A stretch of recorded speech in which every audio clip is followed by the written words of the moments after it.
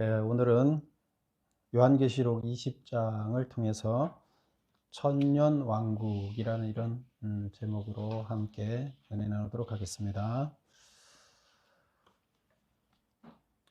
우리가 요한계시록을 살펴보면서 계시록의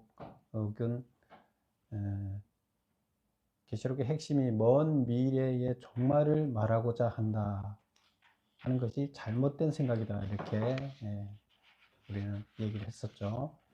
그래서 요한계시록의 전체적인 내용들은 심판에 관한 내용이 거의 대부분을 차지하고 있는데, 핵심 내용인데, 그 심판은 로마 제국 역사 가운데서 그때 당시에 로마 제국을 심판하는 그런 이야기다, 이렇게 얘기를 했어요.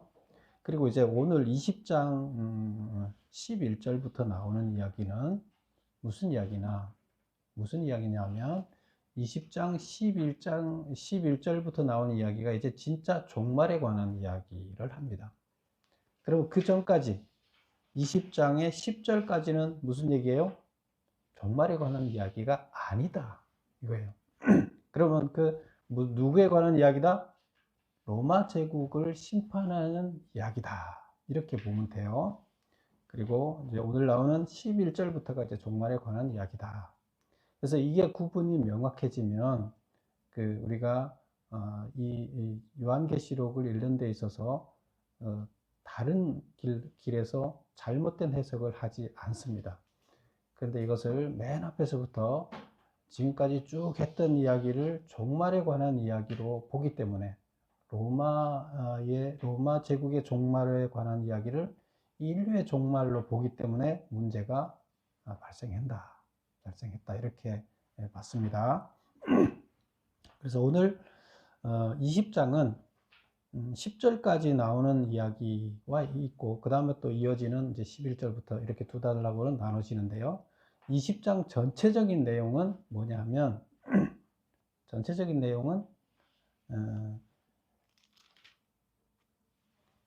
마귀, 악의 핵심 세력인 마귀였죠. 그래서 그 마귀가 멸망하는 종말, 이 땅의 악의 근원이 뭐라 그랬어요? 마귀라 그랬죠. 그런데 그 마귀라고도 하고 사탄이라고도 하는데, 그 마귀의 시작은 어떻게 했으며, 악의 시작은 마귀로부터 왔는데 그 시작이 어떻게 됐는가를 우리 앞에서 살펴봤죠. 오늘은 이것의 마지막은 어떻게 되는가, 그 부분을 다루고 있습니다. 그러면 19장은 무슨 얘기를 했었어요? 우리가 19장은 무슨 얘기를 했었죠? 우리가 혼인잔치 이야기를 하면서 혼인잔치에서 맨 마지막 부분을 보면 19장의 우리 마지막 부분에 보면 19절, 20절, 21절에 보면 무슨 이야기가 나오나 하면 20절 볼까요? 짐승이 잡히고 그 앞에서 표적을 행하던 거짓 선지자도 함께 잡혔으니 이는 짐승의 표를 받고 그의 우상에게 경배하던 자들을 표적으로 미혹하던 자라. 이 둘이 산채로 유황불 붙는 못에 던져졌다. 누가 유황불에 던져졌다고요? 짐승과 또 거짓 선지자는 누구였어요? 짐승은 로마 황제였고, 거짓 선지자는 로마 황제에게 절하게 하는 제사장, 이렇게 봤었죠. 그래서 둘 다 거짓 선지자는 마찬가지죠. 마귀의 앞잡이 노릇을 하던 자들, 마귀의 일을 이 땅에서 대행하던 자들, 그래서 그들이 짐승과 거짓 선지자 이렇게 나오고 있죠. 그들이 멸망하는 장면이에요.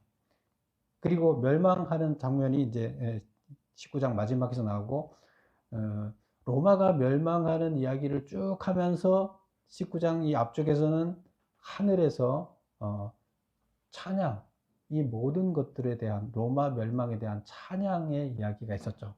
하나님께서 이 로마를 악의 축을 제거했다 하는 찬양을 이제 드리는 이야기였죠. 그리고 악이 제거를 되면서 어떻게 됐어요? 악이 제거되면 자연적으로 어떻게 돼요? 하나님 나라가 회복되는 거죠.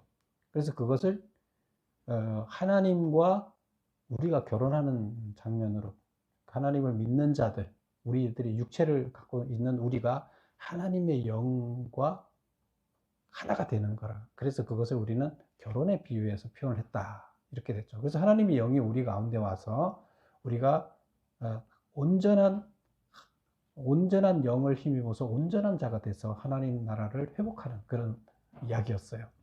그게 혼인 자체예요. 그래서 거기에서 끝부분에서 로마 황제와 로마 황제를 신봉하는 제사장들이 불에 매장되는, 유황불에 던져지는 이런 이야기가 마무리됐는데, 오늘 20장 전체는 누가 불에 던져지는 이야기라고요? 그 로마 황제와 거짓 선지자들의 우두머리 누구예요? 마귀, 사탄. 이들을 매장하는 거예요. 그러면 이제 마지막 매장이 되는 거겠죠. 이렇게 되면. 그래서 제일 우두머리를 맨 마지막에 매장하는 이런 이야기가 되는 거예요. 어디다가? 거기와 똑같이 거짓 선지자와 짐승이 매장됐던 유황불에다가 같이 매장을 시키는 이야기가 20장 전체 이야기입니다.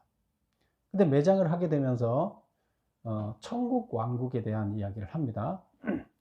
그래서 천년 왕국에 대한 이야기, 1000년 동안 하나님의 왕국이 회복되는 이런 이야기를 하는데요.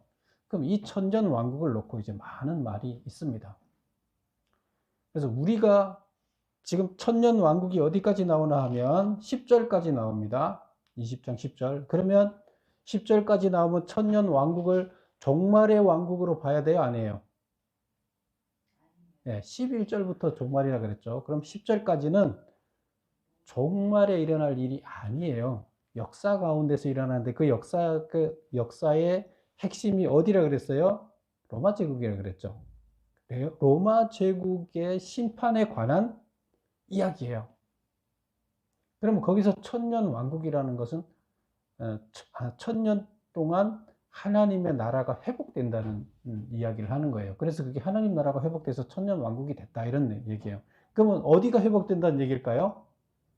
로마가, 악이 사라진 로마의 새로운 왕국이 1000년 동안 존재할 것이다 이런 이야기가 되는 거예요. 그런데 이거를 종말로 보면 어떻게 돼요? 우리는 제대로 해석하면 그렇게 보는 게 맞죠. 근데 만약에 이것을 마지막 인류 멸망의 시기에 있을 왕국으로 보면 어떻게 되느냐? 예수님이 거기서 1000년 왕국에 예수님이 오셔서 같이 통치를 해서 하나님 나라가 회복된 1000년 왕국이라고 이렇게 표현을 하고 있어요. 여기서. 그러면 인류의 종말을 말하게 되면 예수님이 재림해서, 해석을 그렇게 잘못 해석을 합니다. 예수님이 재림을 해서 우리와 같이 1000년 동안 이 땅에서 통치를 하고 난 다음에 그 다음에 새로운 하나님 나라가 또 다시 온다 이렇게 얘기를 하고 있어요. 그래서 하나님 나라가 완성되는 인류 종말이라는 시점은 따로 있는데 그 전에 1000년 왕국이 이 땅에서 존재한다는 이야기를 하고 있어요. 그래서 그걸 예수님이 오신 것과 연관돼서 1000년 왕국이 존재한다 이렇게 얘기를 해요. 학자들은 이제 종말에 일어날 1000년 왕국으로 보기 때문에 해석이 그렇게 가는 거라 그랬어요. 전혀 다른 이야기가 되겠죠, 그러면. 그래서 1000년 왕국은, 그러면 학자들이 이야기하고 있는 1000년 왕국은 맞다, 틀리다? 맞다? 아니, 말이 안 되는 이야기다. 이렇게 봐야 됩니다. 자, 그런 전제하에서 이제 오늘 본문을 보겠습니다. 자, 우리 1절을 한번 볼까요? 또 내가 보매 천사가 무저갱의 열쇠와 큰 쇠사슬을 그의 손에 가지고 하늘로부터 내려와서, 하늘에서 누가 내려왔어요? 천사가.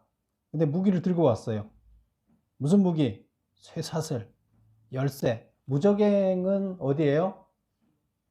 무저갱이라는 그 낮을 저, 그 구멍, 갱. 그래서 저 깊숙한 바닥이 없는 이 갱도, 굴이라는 거예요. 그래서 이 깊은 바닥이 없어요. 엄청 깊다는 얘기예요. 끝이 없어요.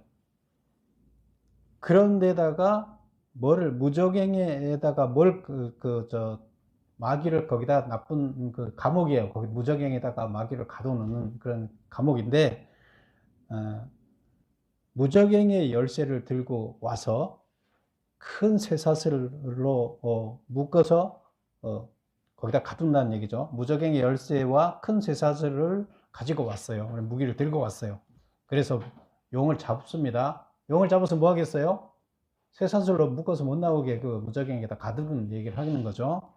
그래서 2절 보면 용을 잡으니 곧 옛뱀이요 마귀요 사탄이라. 이것은 우리가 계속 나왔었죠. 용이 뭘 의미하는지 우리는 봤었죠. 앞에서부터. 마귀를 의미한다 그랬는데 여기 다시 설명을 하고 있죠.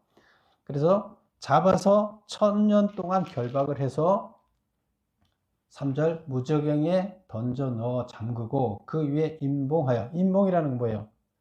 열지 못하게 아주 봉인을 한다는 얘기죠.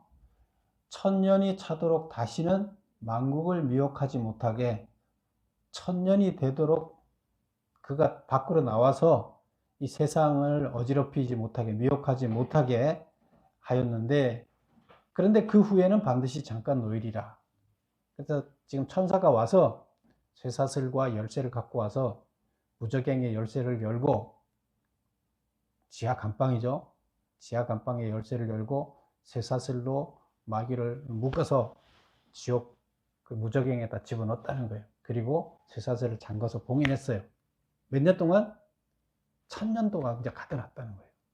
1000년 동안 거기다가 가둬놓으면, 그러면 이제 이 땅에서 악이 있어요? 없어요?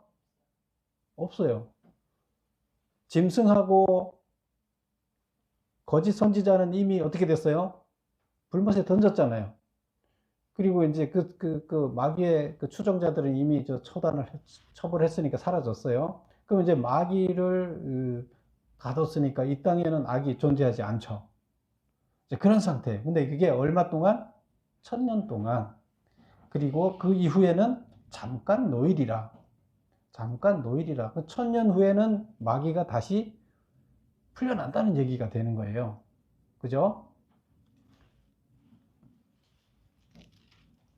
자, 그 다음에 4절 보겠습니다. 또 내가 보니 거기에 앉은 자들이 있어 심판하는데 권세를 받았더라.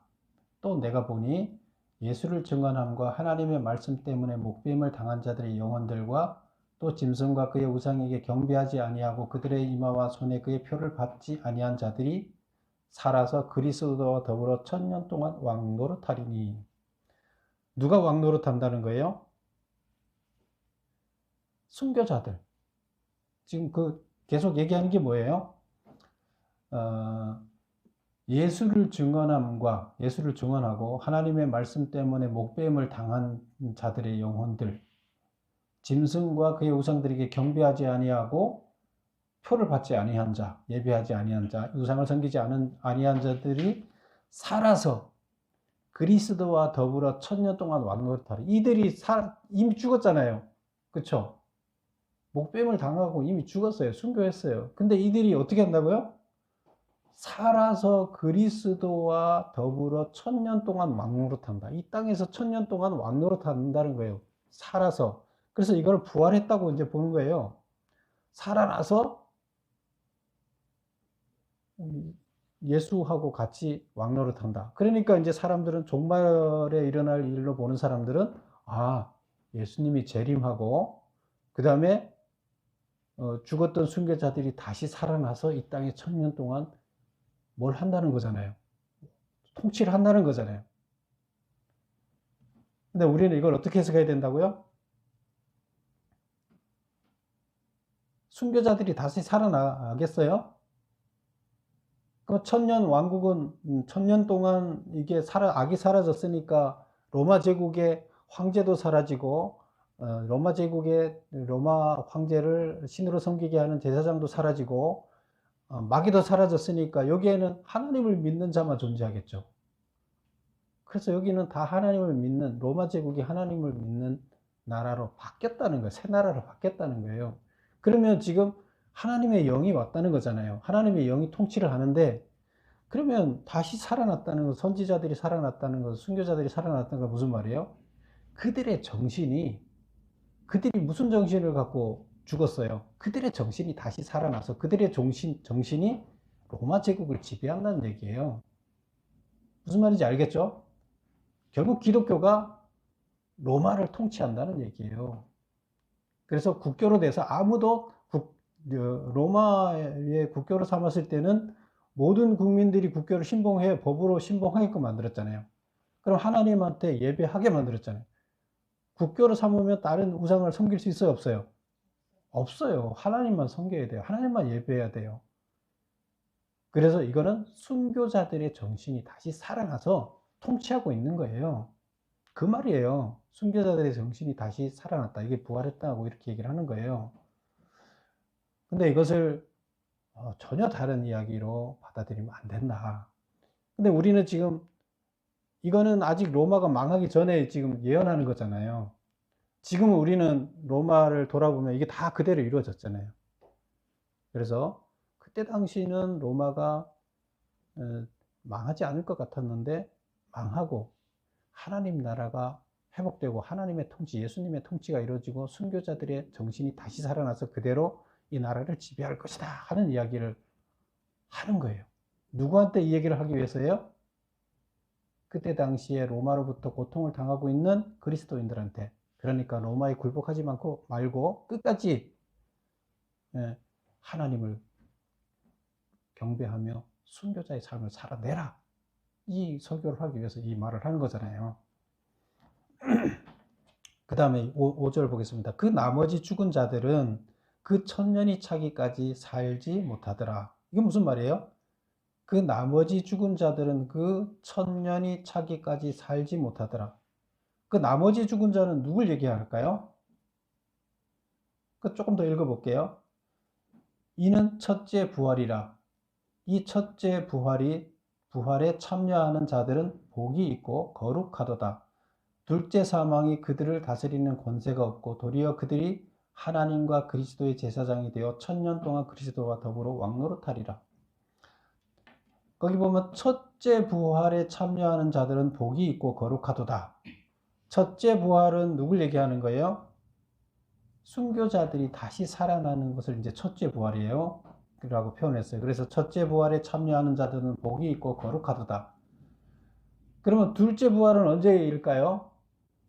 둘째 부활. 예수님이 진짜 종말에 예수님이 재림을 하게 되면 모든 죽었던 자들이 우리 육체가 회복되면서 부활한다 그랬죠.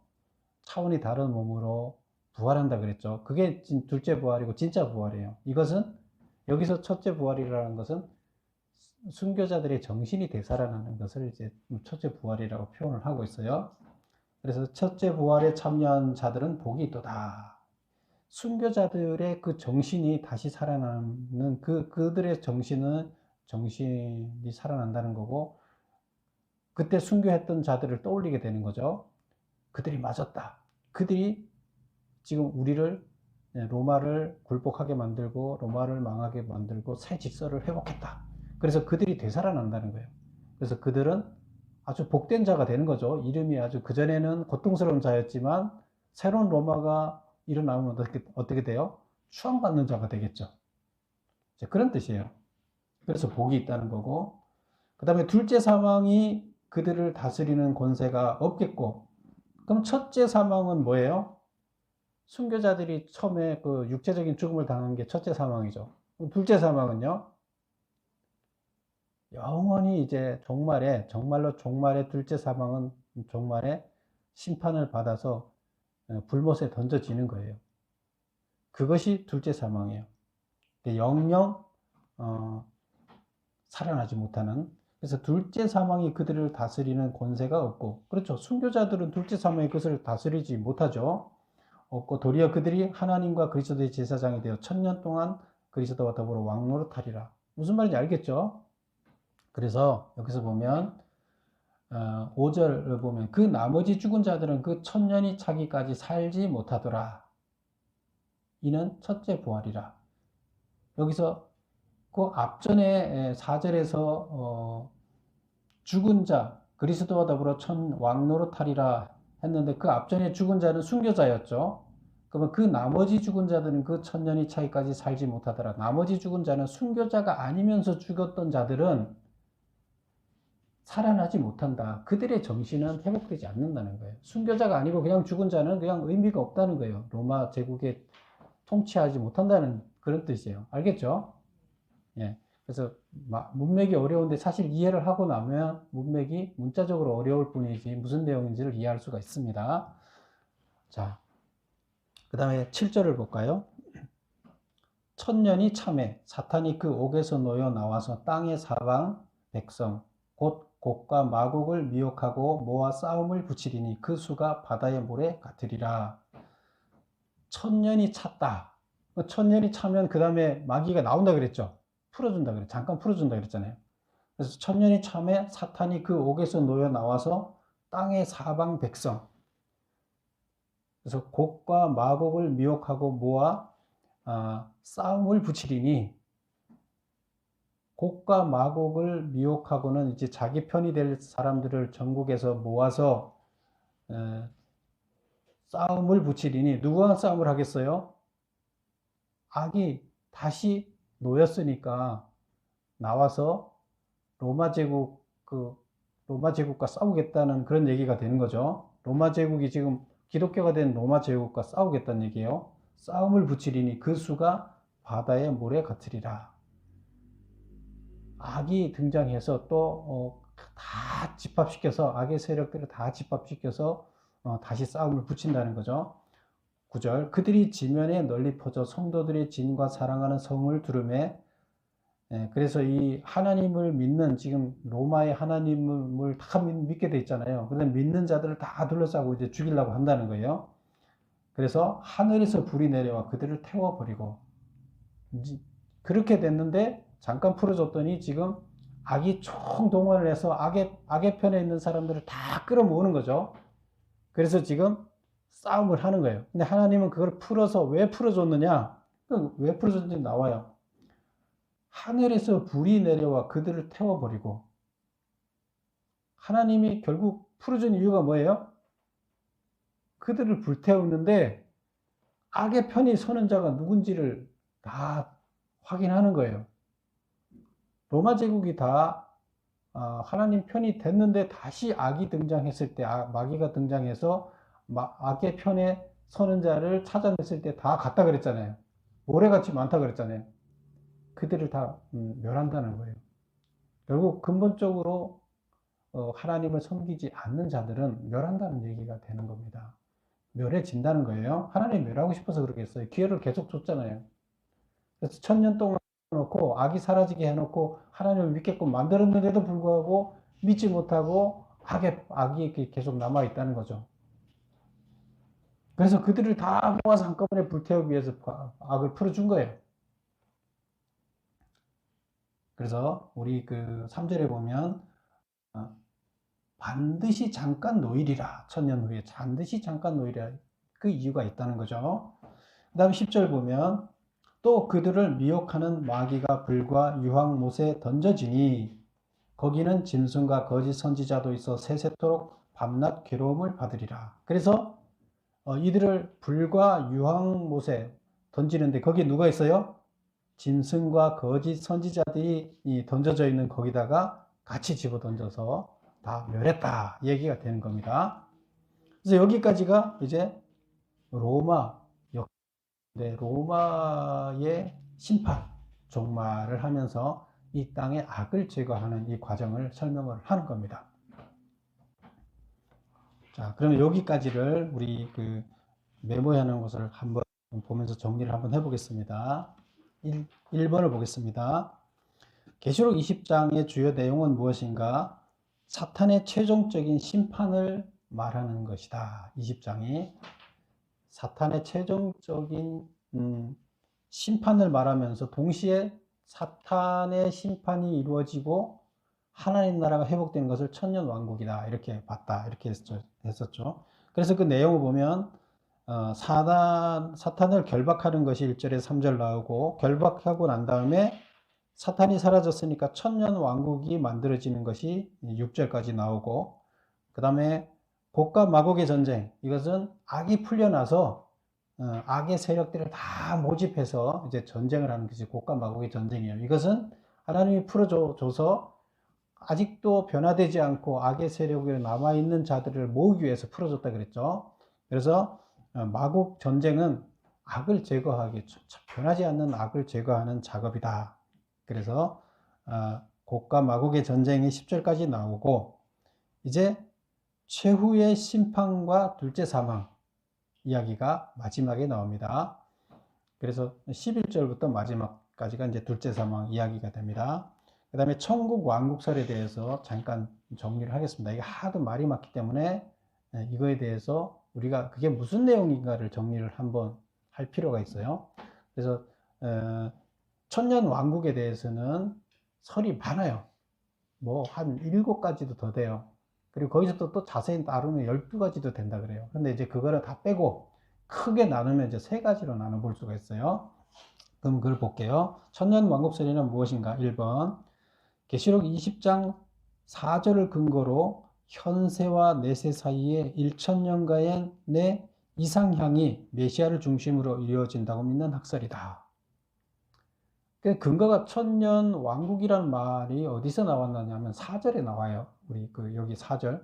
4절에 4절의 끝에 보면 순교자들이 살아서 그리스도와 더불어 천년 동안 왕노릇하리라. 그 천년 동안 왕노릇하니까 왕국을 세웠나 보네. 천년 왕국이네. 이제 이렇게 표현을 하는 거죠. 그래서 천년 왕국이라는 말은 없는데 천년 동안 왕노릇한다 그러니까 그러면 천년 왕국이라고 하자 해서 천년 왕국이라고 했는데, 그런데 이 천년 왕국이 뭐라고요? 이상적인 메시아와 함께 예수님이 다시 등장해서, 예수님이 재림해서 메시아와 함께 이상향을 만든다는 거예요. 악이 제거됐으니까 하나님 나라가 이상향이 만들어진다. 그런데 여기에서 예수님이 언제 그러면 천년 왕국 등장, 재림이 언제냐에 따라서 이 학설이 전천년이다, 후천년이다, 이런 식으로 이제 그거를 또 구분을 합니다. 그래서 근거는 뭐다?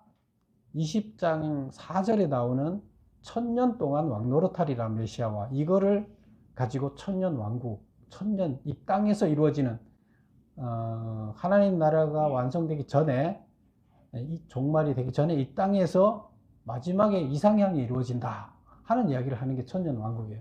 이것은 잘못된 학설이라고 그랬죠. 그러나 거의 90% 이상들이 또 이거를 다 지지해왔고, 과거에 이 기독교의 메인 핵심 사상들이었어요. 잘못된 거였죠. 근데 그러다 보니까 우리가 이걸 이해를 하고 왜 잘못됐는지를 알아야 된다는 거죠. 자, 그럼 학설을 살펴볼게요. 학설을 예수님의 재림 시점에 따라서 3가지로 구분한다. 첫 번째, 전천년설. 2번은 뭐예요? 후천년설. 3번은 무천년설. 그럼 전천년설은 뭐고 후천년설은 뭐냐? 천년 왕국 전에 예수님이 재림한다는 견해다. 그래서 천년 왕국이 천년 동안 이렇게 존재하는데 예수님이 언제 오냐 하면 천년 왕국 전에 온다. 그래서 전천년설이라 그래요. 예수님 재림이 언제냐를 따져서 그것이 천년 왕국 전에 오면 전천년설이라 이렇게 얘기를 해요. 그래서 예수님이 천년 왕국 전에 오니까 예수님이 재림하고 성도가 부활하고 사단을 무저갱에 가둔 뒤 지상에서 천년 동안 이상적인 통치가 이루어진다, 이런 학설이에요. 무슨 말인지 알겠죠? 예. 그 다음 이제 후천년설은 천년의 통치가 있은 다음에 예수님이 오신다. 천년의 끝에 온다는 얘기예요. 보겠습니다. 천년 왕국 후에 예수님이 재림한다는 견해인데, 전 세계에 복음이 전파되고, 우리가 믿는 사람들이 전 세계에 복음을 전파하고 성령의 역사로 천년 동안 평화와 부요가 절정에 이른 후에 예수님이 재림한다, 이런 설이에요. 그래서 예수님이 천년 왕국 끝에 오는데 이 악이 제거됐으니까 천년 동안 여기에 이상적인 나라가 만들어졌다, 이 얘기예요. 이게 이제 후천년설이에요. 그 다음에 3번 무천년설. 예수 재림으로 문자적인 천년 왕국 없이 곧바로 영원의 세계로 이어진다는 학설이다. 그래서 지금 여기 천년 왕국이라는 것은 이 땅의 나라도 아니고 저기 다음에 그 종말 세계에 따로 있다고 우리가 그 과거에 믿어왔죠. 따로 종말이 있는데 지옥과 천국이 있는데 그 종말 이후의 세계도 아니고 내세도 아니고 이 땅도 아닌 중간쯤에 있는 이 천년 왕국 개념이에요, 이게. 그래서 무천년설은 예수 재림으로 문자적인 천년 왕국 없이 곧바로 영원의 세계로 이어진다는 학설인데, 천년을 그러면 뭘로 보느냐? 상징적인 수로 본다. 천년은 없다. 그 중간에 그런 그 이데아적인 이 지상의 세계는 없다. 그런데 천년은 상징적인 의미인데 뭘 상징하느냐? 예수님이 초림 때부터, 예수님이 한 번 이 땅에 오셨죠. 우리 구원하기 위해서. 그걸 초림이라 그러는데, 그때부터 재림, 이 땅에 종말이 오기 전에 이제 재림, 심판하러 대림하시는데, 재림 때까지 그 기간을 천년으로 본다. 그래서 상징적인 수로 천년으로 봤다. 이제 이렇게 표현을 하고 있어요. 그러면 이 천년은 수는 왜 천년이라고 했느냐? 하루가 천년 같고 천년이 하루 같다, 이런 말이 있죠, 성경에. 그래서 하나님이 이 세상을 창조하신 것이 며칠간 창조했어요? 6일간 창조하고 7일째 쉬셨잖아요. 그래서 6일간 이 유대인들의 사고는 어떤 사고가 있냐면, 이 인류의 역사는 6천년이다. 하루가 천년이라 그러니까 이게 종말과 연관을 시켜서 그걸 가져가 연동을 시켜서 생각하는 유대인의 생각들이 있어요. 그게 뭐냐면, 이 하루가 천년이라 그랬으니까 그러면 인류는 6천년 동안 인류는 존재하고 7일차는 천년이라는 시간 동안이 이제 7일차다. 그래서 이 땅에 쓰는 역사는 6천년인데 천년 예수님과 또 통치하고 그리고 나서 이제 종말이 온다. 뭐 이런 식의 사고를 갖고 있어요. 그게 이제 여기서 이제 적용해서 이들이 해석을 그렇게 그럼 했죠. 거기다 접목시켜서. 근데 이게 맞다 틀리다? 잘못됐다. 잘못된 건데 그들은 천년이라는 근거를 거기서 발표를 해서 그렇게 만들어냈다. 3번, 요한이 말하는 천년 왕국과 달라 수용할 수가 없다. 천년 왕국설은 무천년설이든 전천년설이든 할 수 있다 없다? 우리가 수용할 수 없다. 그러면 요한이 말하고 있는 천년 왕국은 뭔가? 우리 처음에 잠깐 언급했듯이 자세히 한번 읽어보겠습니다. 3번, 요한이 말하는 천년 왕국이란 교회를 박해한 로마 제국은 하나님의 심판으로 사라지고 그 이후에는 예수님의 통치가 실현되는 나라가 세워져서 천년간 이어질 것이라는 의미다. 무슨 말인지 알겠죠? 악이 제거됐기 때문에 로마 제국은 악이잖아요. 그래서 로마 제국은 사라지고 새로운 로마의 새로운 나라가 만들어지는데, 그 나라, 새로운 나라의 통치를 천년 왕국이라, 이렇게 천년 동안 이루어진다. 이렇게 하나님, 악이 제거됐으니까 하나님 나라 통치가 이루어지는 거죠.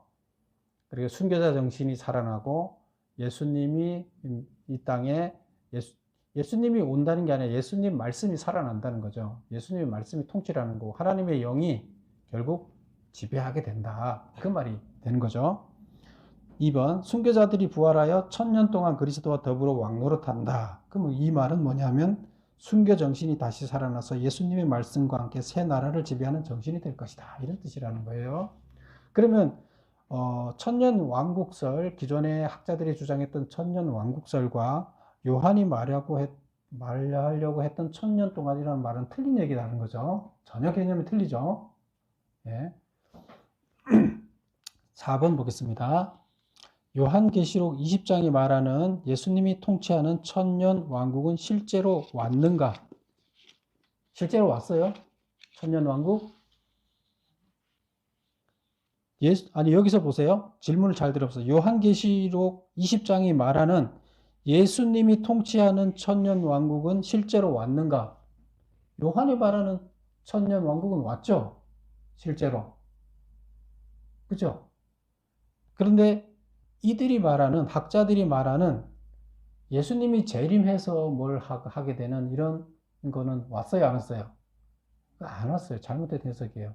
근데 요한이 말하는 로마 제국의 새로운 기존의 로마 제국은 망하고 기독교가 통치하는 로마 제국이 만들어지는 이 1000년 동안 이루어진다는 것은 왔어요, 안 왔어요?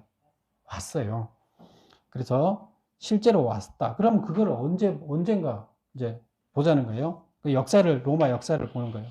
이거는 이해하기 위해서 한번 쭉 읽을 테니까 한번 이해를 해 주시기 바랍니다. 메모 1번. AD 313년 로마 콘스탄티누스 황제의 밀란 칙령 선포로 기독교에 대한 박해가 종식되고 정식 종교로 공인되었다. 밀란 칙령을 누가 했어요? 콘스탄티누스 황제가 했어요. 근데 밀란 칙령이 내용이 뭐예요? 그전에는 기독교는 믿으면 안 되는 종교였어요. 왜? 로마 황제를 부인하니까. 우상 절하지 말라 그래서 로마 황제 절하지 못하게 하니까 로마 입장에서는 기독교를 믿으면 돼요, 안 돼요? 안 돼요. 그래서 기독교 믿는 사람들을 다 잡아 죽였어요. 소아시아에 그 배가 없어서 배 타려고 그 죽음을 당하기 위해서 로마를 실려가는 게 항구에 그냥 꽉 찼다 그랬잖아요. 대기하고 서 있었는데 어마어마했다는 그랬죠. 몇십만 명 이런 식으로. 그래서 그 밀란 칙령은 박해를 하지 않겠다는 거예요. 기독교 믿어도 된다. 기독교 믿는 사람 죽이지 마라. 이게 선포됐어요. 그러면 국교는 아직 아니에요. 국교는 뭐예요? 모든 사람들이 기독교를 믿어야 된다. 이게 국교예요. 그런데 여기서는 아직 국교는 아니고 박해를 하지 마라. 믿게 놔둬라. 이건 거예요. 로마 황제 안 섬겨도 되니까 그냥 믿게 자유를 주고 사람 죽이지 마라. 기독교는 죽이지 마라. 이게 이제 밀란 칙령이에요. 그래서 종교의 해방이죠. 종교 박해로부터 해방이 된 거죠. 그리고 그렇게 되면서 정부 자금으로 교회당이 건립되었고 콘스탄티누스 황제는 기독교를 적극적으로 받아들이는 사람이에요.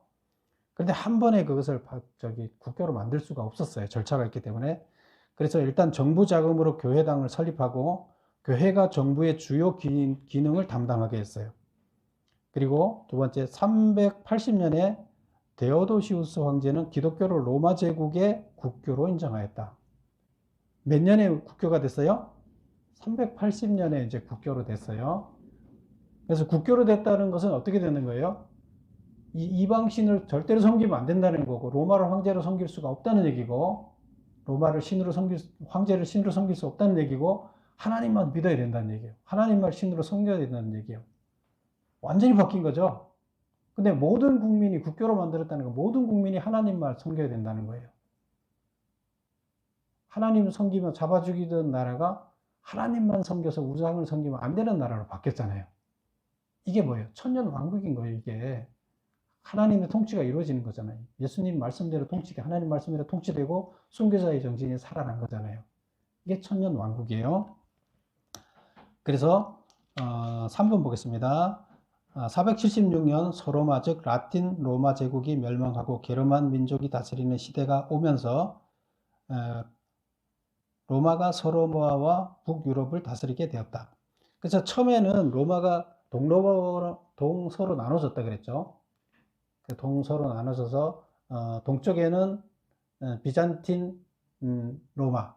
그래서 그게 다시 콘스탄티노플이라는 이제 수도를 콘스탄티노플을 바꿔 콘스탄티 제국 이렇게 바뀌었는데 동로마는 서로마의 핵심 나라는 어디예요? 독일, 프랑스, 이태리. 여기가 이제 서로마인데 이 서로마는 나중에 나눠집니다. 어떻게 나눠지느냐? 콘스탄티노플로 서로마는 그 아들에게 그 왕이 그 자식 지금 이 왕이 데오도시우스 황제가 자기 아들 둘인데 둘한테 두 개를 나라를 나눠줍니다. 그래서 서로마가 두 개로 나눠지고 동로마가 하나 있고 세 개로 나눠졌죠. 그래서 앞에서 보면 우리가 세수로 나눠질 것이다 하는 얘기가 있었죠. 세수로 나눠져 있는 이런 상태가 됐습니다. 476년 서로마 라틴 로마 제국이 멸망하고 게르만 민족이 다스리는 시대가 오면서 교회가 서로마와 유럽을 다스리게 되었다. 또 콘스탄티노플로 수도를 옮겨서 게르만 민족의 침입을 받지 않은 동로마는 자연스럽게 교회가 제국을 다스리는 실세가 되었다. 그래서 동로마와 서로마가 다 교회가 다스리는, 교회가 행정을 다 장악을 하는 거예요. 모든 행정은 교회한테 맡겼어요. 게르만족이 뭘 못한다 그랬어요? 그들이 문자를 잘 몰라요. 그래서 게르만족이 거기를 지배하면서 다 교회에다가 이 통치를 맡겼어요. 행정을 다 맡겼어요. 교회가 실제적으로 지배하게 됐다. 4. 이러한 과정을 통해 예수님이 세상을 통치하는 시대가 실제로 역사 가운데서 실현되었다. 밀란 칙령에서부터 르네상스 운동의 여파로 등장한 민족주의로 중세 기독교가 분해될 때까지, 중세 기독교가 나눠질 때까지 계시록에서 말하는 천년 왕국이라고 말할 수 있는데 이 기간이 대략 1000년이다. 그래서 이것을 중세 기독교 시대라 그러는데 약 1000년, 313년 때부터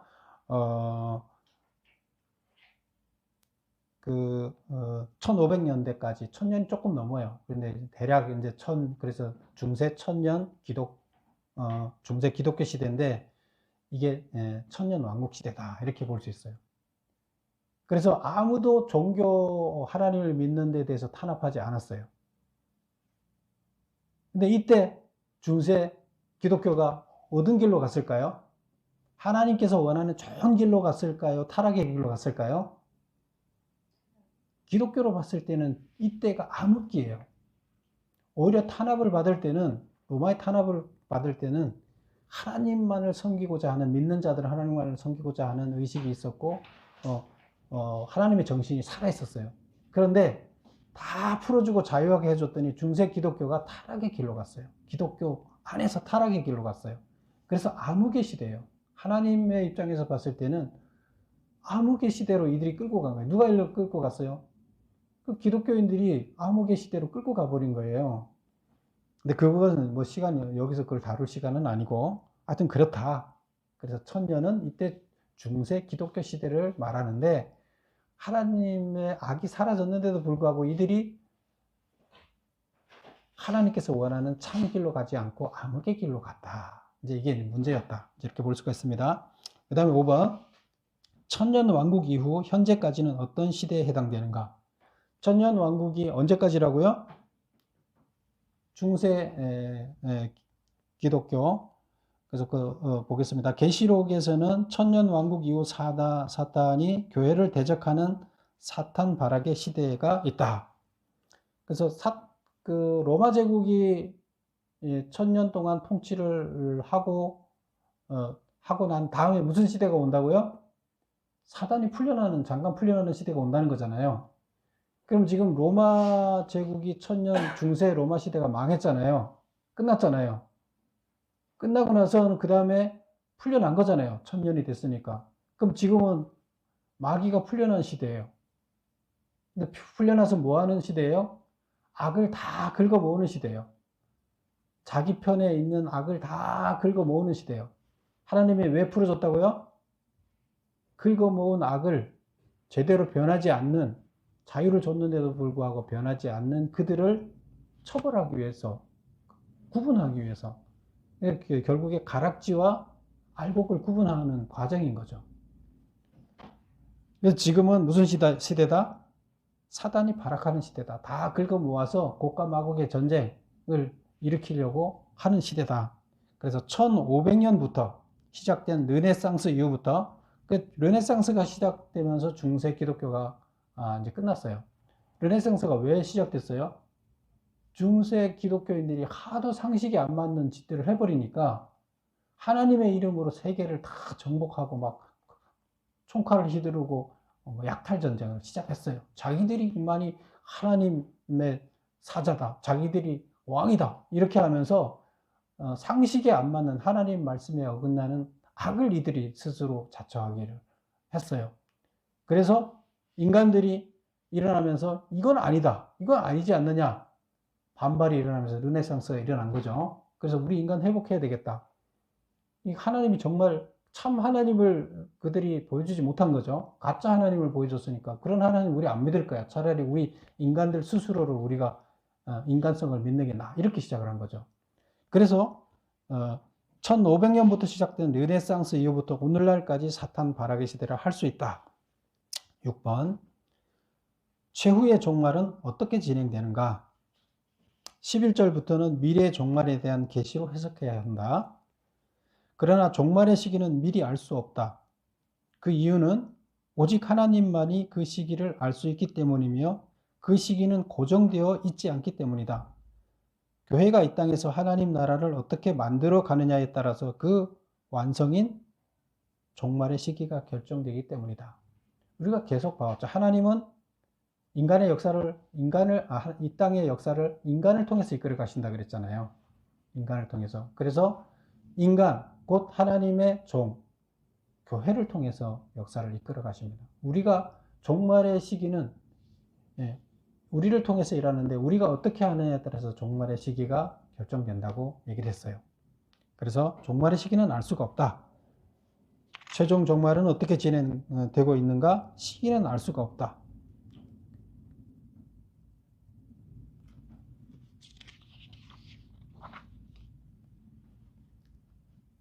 그래서 종말은 뭐냐? 이 종말이라는 것은 온 인류의 멸망을 말하는 걸까요? 종말이? 인간의 파멸을 말하는 걸까요? 인류의 파멸을 말하는 걸까요? 아니에요. 그러면 종말이란 온 우주와 인류의 파멸이 아니라 창조의 완성이에요. 하나님께서 만들어 놓은 창조의 완성이에요. 그리고 하나님 나라의 완성을 의미해요. 하나님 나라의 완성을 의미해요. 그것이 뭐라고요? 종말이에요. 그래서 우리는 종말이 막 끝나고 파멸이 된다고 얘기하는 건데 그게 아니라 완성이에요. 창조의 완성, 하나님 나라의 완성, 이것이 바로 종말이다. 이렇게 이해하시면 됩니다. 그래서 우리가 하나님 뜻에 합당하게끔 살아내서 그 종말의 하나님 나라 완성에 도달하는 우리가 되어야 되겠습니다. 기도하겠습니다. 아버지 하나님,